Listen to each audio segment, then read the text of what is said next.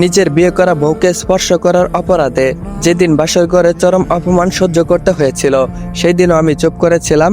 অনেক ভালোবাসা নিয়ে যখন মেয়েটার হাতে হাত রেখেছিলাম, তখন মেয়েটা তার হাত সরিয়ে নিয়ে বলেছিল, আপনাদের মতো ছেলেদের লজ্জা বলতে কিছুই নেই। মেয়ে দেখলে নিজেকে আর ঠিক রাখতে পারেন না। ভালোভাবে যে মেয়েটাকে চেনেন না জানেন না, সেই মেয়েটার অনুমতি না নিয়েই তার হাতে হাত রেখে ফেললেন। তাকে ভোগ করার জন্য উঠে পড়ে লাগলেন।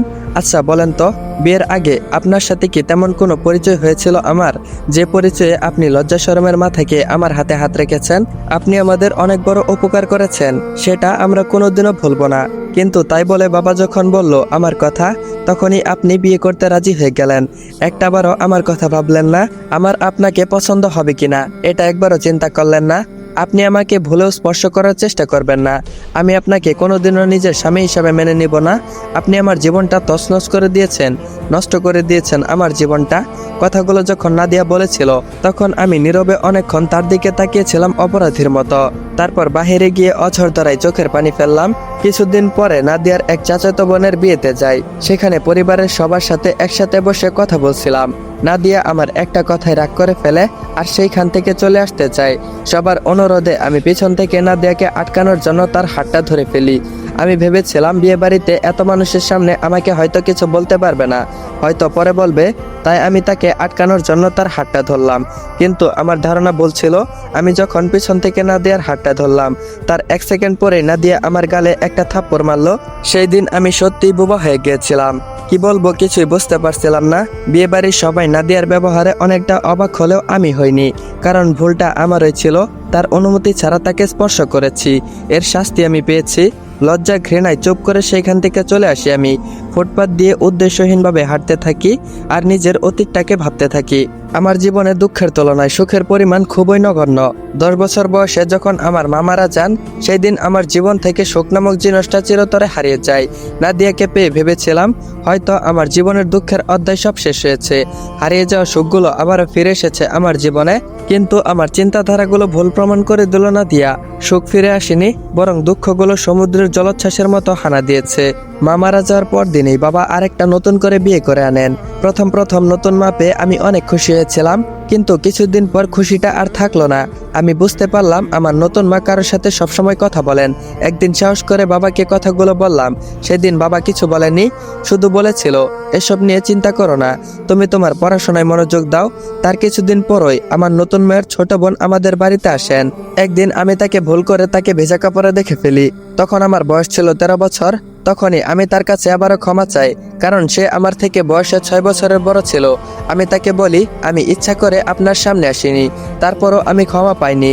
2 দিন পর যখন বাবা বাসায় আসলেন, তখন মা কাঁদতে কাঁদতে বলেছিল, তোমার ছেলে লুকিয়ে লুকিয়ে আমার বোনকে গোসল করা অবস্থায় দেখেছে, আজকে আবার ভেজা কাপড়ে দেখেছে। আমি যদি আজকে ওর নিজের মা হতাম, তাহলে কি আমার বোনের সাথে এইসব নোংরামি কাজটা করতে পারতো? বলো, তুমি বলো। বাবা মায়ের চোখের পানি বিশ্বাস করেছিল কিনা জানি না, আমাকে শুধু বলেছিল, এসব কি তুই করেছিস নাকি? আমি শুধু বলেছিলাম, ভুল করে ভেজা কাপড়ে দেখে ফেলেছি।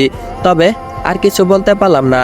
কিছু বলার আগেই বাবা আমাকে লাঠি দিয়ে পেটাতে পেটাতে বাসা থেকে বের করে দিয়েছিল। আমি মায়ের বোনকে গোসল করা অবস্থায় দেখিনি, এইটুকু বলার সুযোগ আমাকে দিয়েছিল না। সেদিন মায়ের পা ধরে কান্না করতে করতে বলেছিলাম, আমাকে বাসা থেকে বের করে দাও, কোনো সমস্যা নেই, আমি খুশি মনেই চলে যাব, কিন্তু এরকম একটা খারাপ অপবাদ আমাকে দিও না। কেউ আমার কথা সেদিন বিশ্বাস করেনি। খালি হাতে বাসা থেকে সেদিন বের হয়ে এসেছিলাম। 13 বছর বয়স থেকে আমার জীবন যুদ্ধ শুরু হয়। মামাদের বাড়িতে 1 বছরের মতো ছিলাম।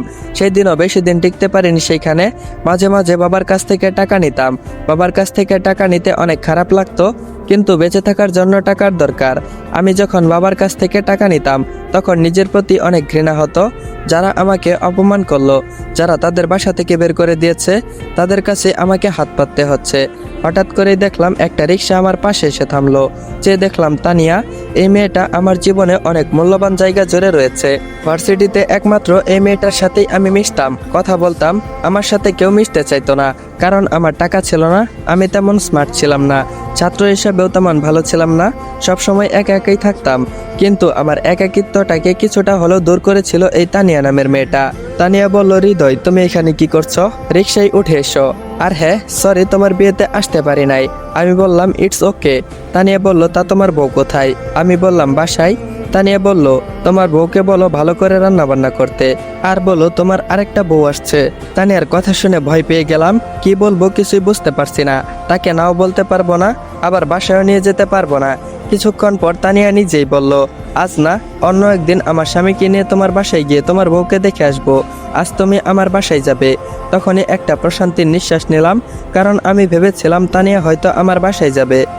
তানিয়ার বাসায় গিয়ে কেন জানি খুব খারাপ লাগলো। তবে তানিয়া আর তানিয়ার হাজবেন্ডকে দেখে অনেকটাই ভালো লাগলো, কারণ তারা আমার সামনেই দুজন দুজনের হাত ধরে বসেছিল। এটাই হয়তো স্বামী স্ত্রীর ভালোবাসা। আফসোস, নাদিয়া যদি একটু মায়া করে কখনো 1 সেকেন্ডের জন্য আমার হাতটা ধরতো, তাহলে হয়তো আমার জীবনের সমস্ত বেদনা আমি ভুলে যেতাম। আজ নাদিয়ার জন্মদিনে সে আমার কোনো বন্ধুকে দাওয়াত দেয়নি।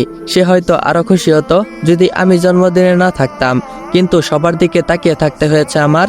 এমন তো হতে পারতো নাদিয়া আমাকে তার পাশে নিয়ে কেক কাটতো, আমি তার হাতে হাত রেখে কেক কাটতাম। প্রথম আমাকে খাইয়ে দিত, তারপর আমি দুষ্টমি করে তার নরম গালে কিছুটা ছুঁয়ে দিতাম। কিন্তু এরকমটা হলো না। নাদিয়া তার বান্ধবীদের সাথে কেক কাটছে, সে আমাকে তার পাশে ডাকেনি। আমিও ইচ্ছে করে যাইনি। হঠাৎ করে শুনতে পেলাম নাদিয়া কিছু বলছে, পৃথিবীর সব পুরুষই এক, যখন তার বউয়ের ভালোবাসা না পায় তখন তারা অন্য মেয়ের কাছে ভালোবাসা খোঁজে।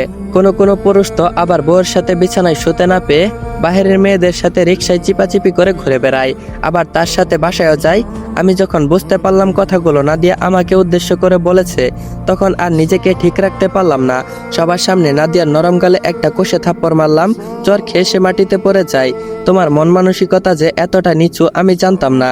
না জেনে একটা মেয়ের সম্পর্কে এত বাজে কথা বলতে পারলে। আসলে তোমার ভেতরটা একদম পচে গেছে। তোমার শুধু বাহিরটাই সুন্দর, ভিতরে একদম আবর্জনা জমে গেছে। যদি পারো একটু ভেতরটাকে সুন্দর করো। নাদিয়াকে কথাগুলো বলা একদমই ঠিক হয়নি আমার। সে না হয় না বুঝে কিছু কথা বলেই ফেলেছে, তাই বলে আমি তার সাথে এতটা খারাপ ব্যবহার করলাম। জানালায় দাঁড়িয়ে যখন এসব কথা ভাবছিলাম, তখন নিজেকে খুব অপরাধী মনে হচ্ছিল।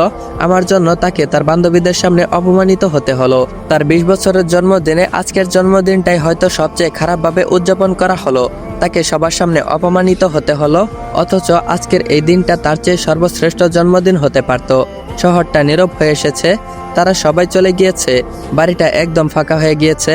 নাদিয়া আমার সাথে কোনো কথা বলল না। এমনিতেও খুব একটা কথা বলে না সে আমার সাথে, সবসময় দূরে দূরে থাকার চেষ্টা করে।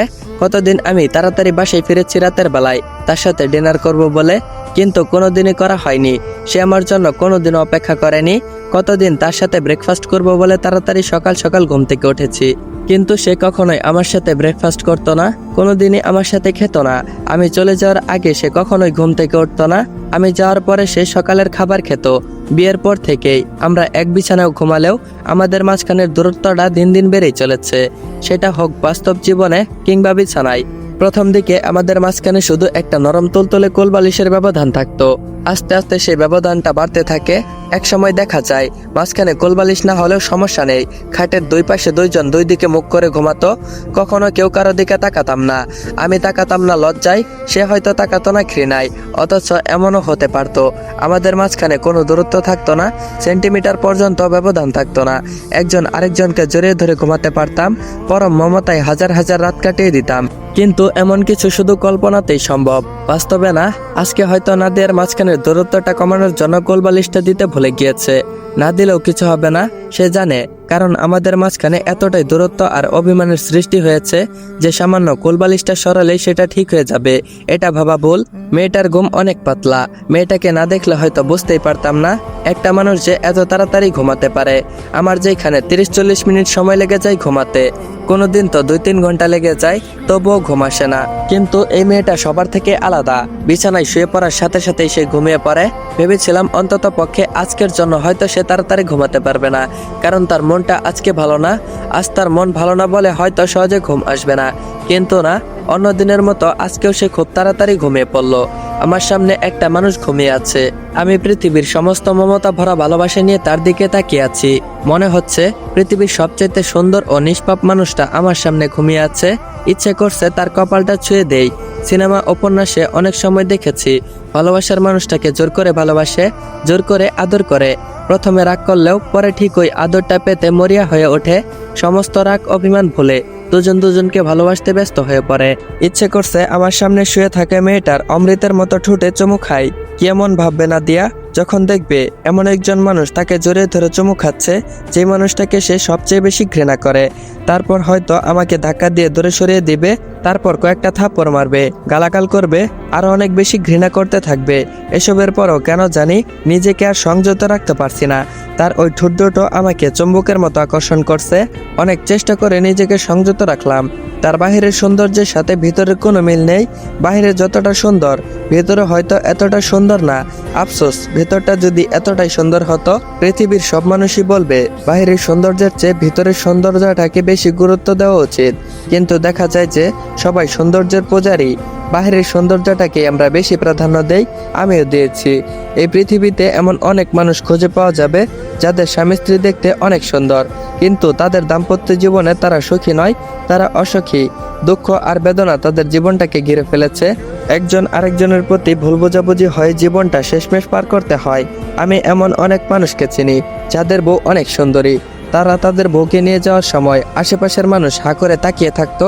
এমন অনেককে আমি জানি যারা নিজের থেকে, নিজের বাবা মায়ের থেকে নিজের সুন্দরী বউকে বেশি ভালোবাসতো। বউর এমন মন রক্ষার জন্য নিজের মাকে কষ্ট দিতেও একবারও ভাবতো না। এত ভালোবাসার পরেও দেখা যেত সুন্দরী বউ তাদেরকে ছেড়ে অন্য কোনো পুরুষের সাথে চলে গিয়েছে। এমন অনেক পুরুষকে চিনি যারা নিজের ঘরে সুন্দরী বউ রেখে তারপরও পতিতালয়ে রাত কাটাতো, ভালোবাসা খুঁজে বেড়াতো। আবার এমন অনেক পুরুষকেও চিনি আমি যাদের বউ আহামরি কোনো সুন্দর না, দেখতেও খুব একটা ভালো না, তবুও তারা নিজের বউকে নিয়ে খুব সুখেই থাকে। নিজের বউ ছাড়া অন্য কোনো মেয়ের দিকে তাকায় না। অনেক সুন্দরী মেয়ের চেয়ে শ্যামলা কালো বর্ণের মেয়ে স্বামী সন্তান নিয়ে খুব সুখে শান্তিতে জীবনযাপন করে যায়। নিজের সৌন্দর্য দিয়ে অনেক সুন্দরী মেয়ে তাদের স্বামীকে মুগ্ধ করতে পারেনি, অথচ সৌন্দর্য না থাকার পরেও স্বামীকে নিজের প্রতি মুগ্ধ করেছে অনেক মেয়েই। আমরা একটা জিনিস মনে প্রাণে বিশ্বাস করলেও সেটা মানি না। আমরা জীবনে সুখী হতে হলেও সুন্দর চেহারার মানুষের নয়, সুন্দর মনের মানুষের দরকার। বাহিরের সৌন্দর্য না দেখে ভিতরটাকেই দেখা উচিত, কিন্তু আমরা কেউ সেটা করি না। কথায় আছে না, বাহিরে ফিটফাট আর ভিতরে সদরঘাট। ঘন কালো হরিণের মতো মায়াবী চোখের প্রেমে পড়তে পারি আমরা, হোচানাকের প্রেমে পড়তে পারি, অমৃতের মতো ঠোঁটের স্পর্শ পাওয়ার জন্য আমরা কারো প্রেমে পড়তে পারি, আকৃষ্ট ফিগার দেখে জীবনসঙ্গী হিসেবে কল্পনা করতে পারি, কিন্তু মানুষের ভিতরে যে একটা সুন্দর মন থাকতে পারে, এই জিনিসটাই আমরা কখনো খুঁজি না। ভিতরের সৌন্দর্য দেখে আমরা কারো প্রেমে পড়তে রাজি না। আমাদের কাছে দেহের সৌন্দর্যটাই আসল। আমি অফিস থেকে ফেরার পথে ফুটপাতে একটা জায়গায় চোখ পড়তে নিজের চোখের সামনে একটা জিনিস ভেসে উঠলো। একটা বৃদ্ধ ফুটপাতে এক জাতীয় পিঠা বাচ্ছেন। তার বৃদ্ধ বউ তাকে অনবরত সাহায্য করে যাচ্ছেন। কোনো ক্লান্তি নেই, কোনো রাগ নেই, দুজন দুজনের উপর। আমি সেখান থেকে একটা পিঠা নিয়ে বৃদ্ধ লোকটার সাথে কিছু কথা বলে বাসার দিকে রওনা হলাম। অনেক বেশি অবাক হলাম যখন জানতে পারলাম যে তারা এইখানে 40 বছর ধরে এই ফুটপাতে পিঠা বিক্রি করছেন। তারা এইভাবে জীবনযাপন করছেন এই দীর্ঘ 40টি বছরে।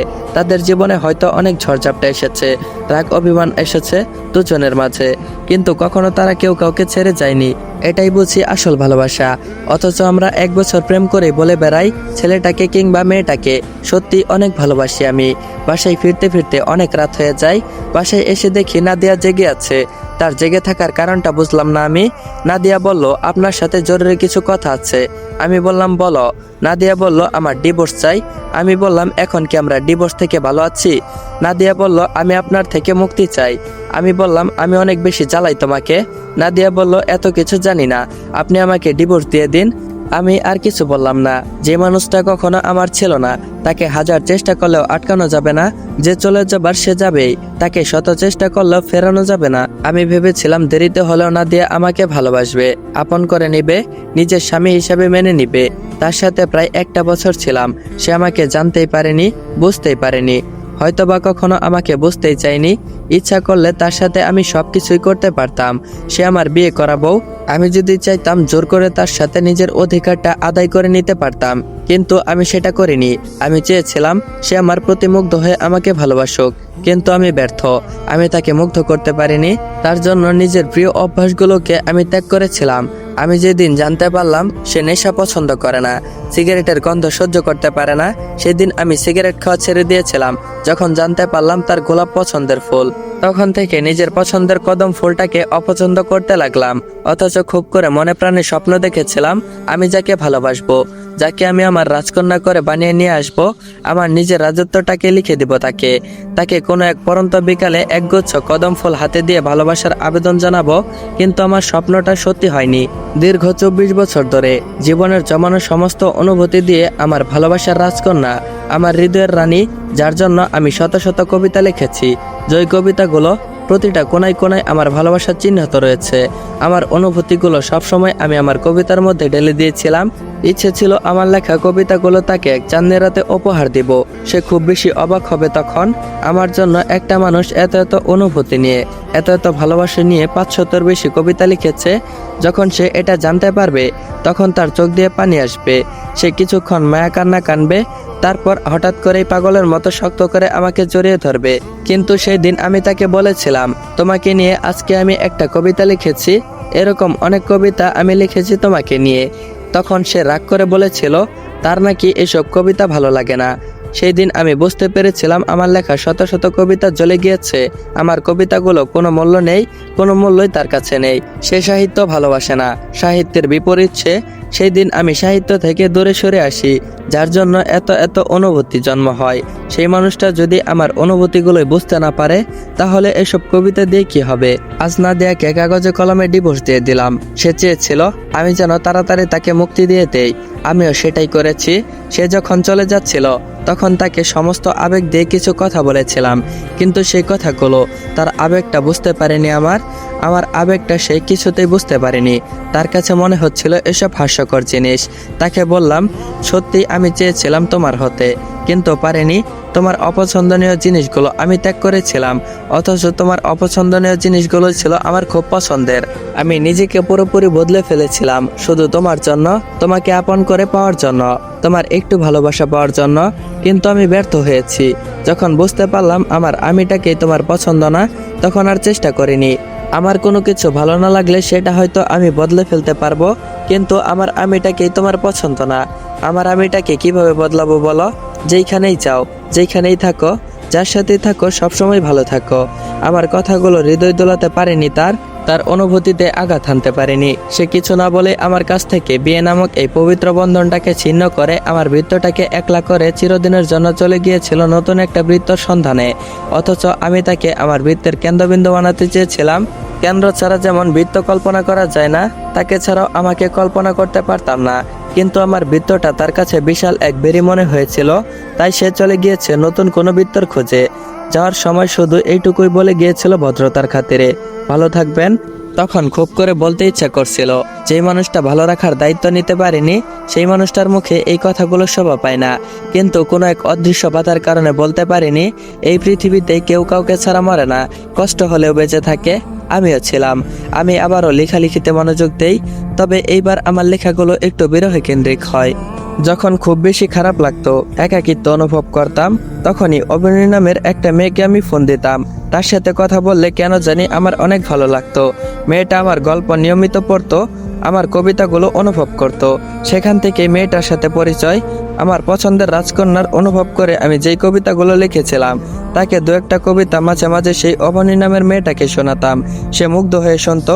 যেমনটা আমি আমার রাজকন্যাকে মুগ্ধ করতে চাইতাম, ঠিক তেমনভাবেই সে মুগ্ধ হতো। একসময় বুঝতে পারলাম এই অবনী নামের মেয়েটার কারণে সেই নাদিয়া নামের মেয়েটাকে ভুলে গিয়েছি। তার কথা একদমই মনে পড়ে না আমার। আমি যে অবনী নামের মেয়েটাকে ভালোবাসি সেরকম কোনো কিছুই না, তবে মেয়েটা আমার ভেতরটা বুঝতে পারে, আমার কবিতার অস্তিত্বগুলো সে অনুভব করতে পারে। একদিন হঠাৎ করেই দেখি বইমেলায় আমার একটা কবিতা নামের একটা বই বের হয়েছে। আমি খুব অবাক হই, কারণ আমার লেখা কবিতাগুলো তো আমি কখনোই কাউকে দেইনি। তাহলে এটা কিভাবে হলো? তখন বুঝতে পারি অবনী নামের মেয়েটা আমাকে না জেনে তাকে শোনানো কবিতাগুলো বই আকারে বের করেছে।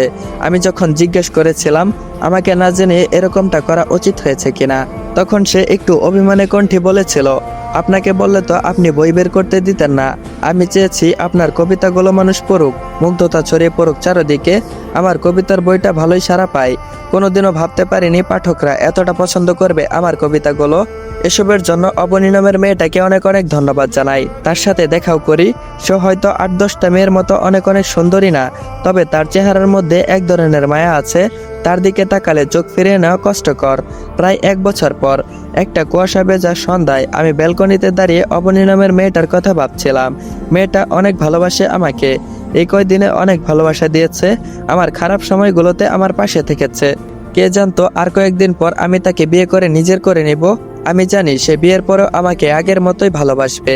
এমন সময় হঠাৎ করে চেয়ে দেখি নাদিয়া এসেছে। এমন সময় তাকে একটু অবাক হলাম আর বললাম, এতদিন পরে? নাদিয়া বলল, আমি 1 বছর নিজেকে গুছিয়ে নিয়েছি, নিজেকে চিনেছি, নিজেকে দেখেছি। কয়েকটা ছেলের সাথেও কথা বলেছি বিয়ে করব বলে, কিন্তু হয়নি। সবাই ভোগ করতে চেয়েছে, সুযোগে সদ্ব্যবহার করতে চেয়েছে। আমি বললাম, তুমি তো এটাই চেয়েছিলে। কাপুরুষের অসমর্থতা স্পর্শ হয়তো তোমাকে মুগ্ধ করতে পারেনি, তাই চলে গিয়েছিলে। নাদিয়া বলল, আমি আপনাকে ছাড়া ভালো থাকতে পারিনি। এটা বলবো না যে সব সময় আপনার কথা মনে করেছি, তবে হ্যাঁ, আমার মনে হয়েছে আমার ভালো থাকার জন্য আপনাকে খুব দরকার। আপনার মতো করে কেউ আমাকে ভালো রাখতে পারবে না। অনেক পরে হলেও আমি বুঝেছি, আমরা কি আবারও এক হতে পারি? আমি বললাম, তোমার ওপর আমার কোনো রাগ নেই, অভিমান নেই, তবে অনেকটা দেরি হয়ে গেছে। আমি আর আগের মতো নেই। আমার সাথে থাকলেও আগের মতো আর ভালোবাসতে পারবো না তোমাকে। তুমি অন্য কারোর সাথেই ভালো থাকতে পারবে। আমি অন্য একজন মানুষকে কথা দিয়েছি, তাকে সারা জীবন ভালো রাখার দায়িত্ব নিব। নাদিয়া এই প্রথম আমাকে জড়িয়ে ধরে অনেকক্ষণ কাঁদলো। সে হয়তো আমাকে না পাওয়ার জন্য আফসোস করছে। আমরা মানুষরা বড়ই অদ্ভুত। যখন একটু ভালোবাসা পাওয়ার জন্য দিনরাত আমরা প্রার্থনা করি, তখন কেউ তাকে পাত্তাই দিই না। কিন্তু একসময় সেই মানুষটা যখন অন্য কারো হয়ে যায়, তখন তাকে পাওয়ার জন্য আফসোস করি। যেমনটা এখন নাদিয়ার হচ্ছে। নাদিয়ার জলভরা চোখে চলে যায়, আর আমি ব্যালকনিতে দাঁড়িয়ে তার চলে যাওয়ার দিকে তাকিয়ে থাকি। এইভাবেই অনেক দিন কেটে যায়। অবনী আমার কাঁধে মাথা রেখে বসে আছে, আমি তার নরম হাতে হাত রেখেছি। অবনী বলল, কাল তো আমাদের বিয়ে, বাসর রাতে কি করবে ভেবেছো? আমি বললাম, কিছুই করব না, তবে তোমাকে ঘুমাতে দিব না, সারা রাত জাগিয়ে রাখবো। অবনী বলল, অসভ্য, সারা রাত জাগিয়ে রেখে আমাকে কষ্ট দিতে বুঝি তোমার খুব ভালো লাগবে। আমি বললাম, কষ্ট কেন দিব? আমার লেখা কবিতাগুলো তোমাকে শোনাবো, যেগুলো আজ পর্যন্ত কাউকেই শোনায়নি। আমার স্বপ্নের রাজকন্যার জন্য জমা রেখেছি। অবনী বলল, আচ্ছা, আমি কি তোমার সেই স্বপ্নের রাজকন্যা? আমি বললাম, আমাদের বাসরাতটা হবে অন্য সবার থেকে আলাদা, না ঘুমিয়ে কাটাবো, ইতিহাস হয়ে যাবে। এই রাতের গুরুত্বপূর্ণ কাজ বাদ দিয়ে জামাই তার বউকে কবিতা শুনিয়েছে সারা রাত। অবনী কিছু বলে না, আমাকে জড়িয়ে ধরে চুমু খায়। আমি বললাম, এটা কি করলে? অবনী বলল, কি করলাম? আমি বললাম, চুমু খেলে কেন? আর খেলেই যদি, তাহলে ঠোঁটো খেলে কি হতো? অবনী বলল, তুমি আসলে একটা অসভ্য। আমি তো এটাই চেয়েছিলাম, কেউ একজন ভালোবেসে অভিমানে কণ্ঠে বলুক, তুমি এত অসভ্য কেন? ভালোবাসার মানুষের জন্য একটু আধটু অসভ্য তো হওয়াই যায়। আমারও এখন একটু অসভ্য হতে ইচ্ছা করছে, কিন্তু সাহস পাচ্ছি না। অবনী বলল, আমি কি বারণ করেছে নাকি? তারপর আর কি গাইস, বাকিটুকু ইতিহাস। বাকিটুক তোমাদের না জানলেও চলবে। বিয়ে করলে এমনিতেই জানতে পারবে ইতিহাসটা কি। আর গাইস, আমিও বিয়ে করি নাই, তাই ইতিহাসটা কি জানি না, যার কারণে বলতে পারলাম না। তো গাইস, আজকের গল্পটা এইখানেই এন্ড করা হলো। তো আজকের গল্পটা তোমাদের কাছে কেমন লাগছে অবশ্যই কমেন্ট বক্সে জানিয়ে যাবা। দীর্ঘ অনেক দিন পর আজকে তোমাদের জন্য এই গল্পটা নিয়ে হাজির হয়েছি। আমি একটু সমস্যার কারণে তোমাদেরকে গল্প দিতে পারি নাই। তো তোমরা যারা যারা চ্যানেলে নতুন, এখনো চ্যানেলটা সাবস্ক্রাইব করো নাই, তারা অবশ্যই চ্যানেলটা সাবস্ক্রাইব করে বেল আইকন নোটিফিকেশনটা অন করে রাখবা, যাতে করে পরবর্তী পর্ব অথবা নতুন নতুন গল্প আসার সাথে সাথেই তোমরা দেখতে পারো। আর হ্যাঁ গাইস, এখন থেকে তোমাদেরকে রেগুলার গল্প দেওয়ার চেষ্টা করব। যদি তোমরা এই ভিডিওতে বা এই গল্পে যদি তোমরা 1000 লাইক কমপ্লিট করে দিতে পারো, তাহলে পরবর্তী গল্প খুব শীঘ্রই নিয়ে হাজির হব। তো তাড়াতাড়ি টার্গেট কমপ্লিট করো আর পরবর্তী গল্প পেয়ে যাও। তো দেখা হচ্ছে নতুন আরেকটা গল্পে। ততক্ষণ পর্যন্ত সবাই ভালো থাকবা, সুস্থ থাকবা। আল্লাহ হাফেজ।